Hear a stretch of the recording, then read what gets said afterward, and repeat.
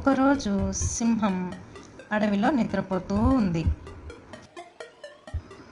ఒక చిట్టెలుక అటుగా వెళుతూ సింహంని చూసి దాని మీద ఆడుకోవాలని అనుకుంది.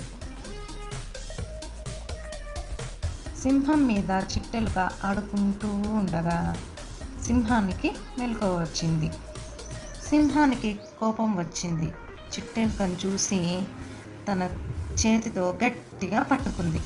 ఇప్పుడు ఎలుక, సింహరాజా సింహరాజా, నన్ను వదిలిపెట్టేయ్, నేను ఏదో ఒక రోజు నీకు సహాయపడతాను అనేసి చెప్పింది. అప్పుడు సింహము పక్కపక్క నవ్వి, నువ్వు నన్ను కాపాడుతావా? హహహ, నువ్వు చిట్టిలకు నన్నేమి కాపాడుతావు? సరే వెళ్ళిపో, నిన్ను బతికిస్తున్నా. అప్పుడు చిట్టెలుక అక్కడి నుంచి మెల్లగా నడుచుకుంటూ వెళ్ళిపోయింది. ఒకరోజు సింహము వలలో చిక్కుకుంది. సింహము సహాయం కోసం అరవడం మొదలుపెట్టింది. ఆర్తనాదాలు ఎలుక సింహం దగ్గరికి వచ్చింది. నేను నీకు సహాయం చేస్తాను అని తన చిట్టి చిట్టి పళ్ళతో వలని కొరకడం మొదలుపెట్టింది. అలా చిట్టెలుక సింహాన్ని కాపాడింది.